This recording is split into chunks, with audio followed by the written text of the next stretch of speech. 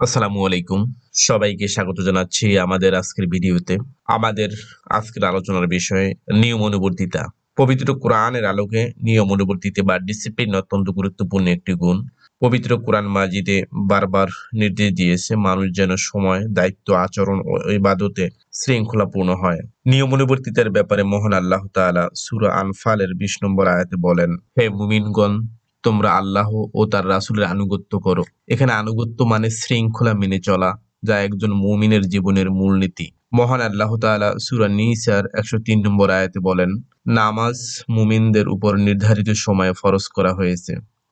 নির্দিষ্ট সময় মেনে ইবাদত করা আমাদের সময় ব্যবস্থাপনা ও শৃঙ্খলাকে শক্তিশালী করে। মহান আল্লাহ তাআলা পবিত্র কোরআনের সূরা সফের ২ নম্বর ও ৩ নম্বর আয়াতে বলেন, তোমরা এমন কথা বলো না যা তোমরা করো না। অর্থাৎ নিজের কথা ও কাজের মধ্যে সামঞ্জস্য রাখা নিয়মানুবর্তিতার গুরুত্বপূর্ণ দিক। আল্লাহ তাআলা পবিত্র কোরআনের সূরা নিসার ৫৮ নম্বর আয়াতে বলেন, নিশ্চয়ই আল্লাহ তোমাদের নির্দেশ দেন যে আমানত যোগ্যদের কাছে আমানত পৌঁছে দাও। এখানে বোঝানো হয়েছে যে দায়িত্ব সঠিকভাবে পালন করার শৃঙ্খলার পরিচায়ক।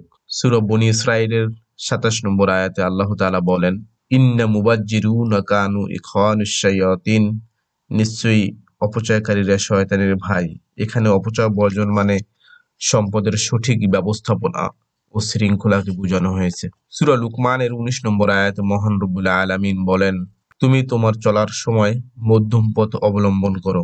এখানে আমাদের আচরণ, সময়, খরচ সব ক্ষেত্রে ব্যালেন্স ও নিয়ন্ত্রণের শিক্ষা দেয়। মহান রব্বুল আলামিন পবিত্র কোরআনের অন্যত্র সূরা তালাকের ২ নম্বর আয়াতে বলেন, যে আল্লাহকে ভয় করে আল্লাহ তার জন্য বের হওয়ার পথ সৃষ্টি করেন। এখানে আত্মসংযমের বা সেলফ কন্ট্রোলকে নির্দেশ করেছে। আর আত্মসংযম বা সেলফ কন্ট্রোল হলো নিয়ম অনুবর্তিতার মূল ভিত্তি। রাসূল সাল্লাল্লাহু আলাইহি সাল্লাম বলেন, আল্লাহর কাছে সবচেয়ে প্রিয় কাজ হলো সঠিক সময়ে নামাজ আদায় করা। এখানে নিয়ম অনুবর্তিতাকে একটি ইবাদতের মূল শর্ত করা হয়েছে। এক সাহাবী তার উট বেঁধে না রেখে আল্লাহর উপর ভরসা করতে চাইলে রাসূল সাল্লাল্লাহু আলাইহি সাল্লাম তাকে বলেছিলেন, উটটি বেঁধে তারপর আল্লাহর উপর ভরসা করো। অর্থাৎ আগে দায়িত্বশীল প্রস্তুতি, পরে তাওয়াক্কুল। হযরত মুহাম্মদ সাল্লাল্লাহু আলাইহি ওয়াসাল্লাম বলেন, যে আমার আনুগত্য করলো সে আল্লাহর আনুগত্য করলো, আর যে নেতার আনুগত্য করলো সে আমার আনুগত্য। এই বুখারী ও মুসলিমের হাদিসে সমাজ, পরিবার ও রাষ্ট্রের নিয়ম মানার নির্দেশ দিয়েছেন। বুখারী শরীফের আরেকটি হাদিসে বলা হয়েছে, দুইটি নিয়ামত আছে মানুষের মধ্যে, অনেকেই এর মূল্যায়ন করে না। আর তা হলো স্বাস্থ্য ও অবসর সময়।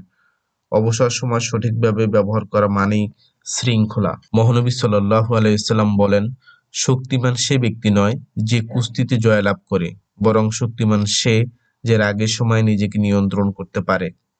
বোঝা গেল আত্মনিয়ন্ত্রণ হলো শৃঙ্খলার মূল বিষয়। মহানবী হযরত মুহাম্মদ সাল্লাল্লাহু আলাইহি ওয়াসাল্লাম নিয়ম অনুবর্তিতার ব্যাপারে বলেন, হুজিবাতিজ জান্নাত বিমাকারিহি হুজিবাতিন নার বিশাওয়াত। মনের ইচ্ছা দিয়ে জাহান্নাম ঘেরা রয়েছে, আর নিয়ম অনুবর্তিতা, নিয়ম শৃঙ্খলা, কষ্ট দিয়ে জান্নাত ঘেরা আছে। সুতরাং আসুন আমরা সবাই আমাদের জীবনের সব ক্ষেত্রে নিয়ম অনুবর্তিতা মেনে চলি, সুন্দর জীবন গড়ে তুলি। সবাইকে ধন্যবাদ। আল্লাহ হাফেজ।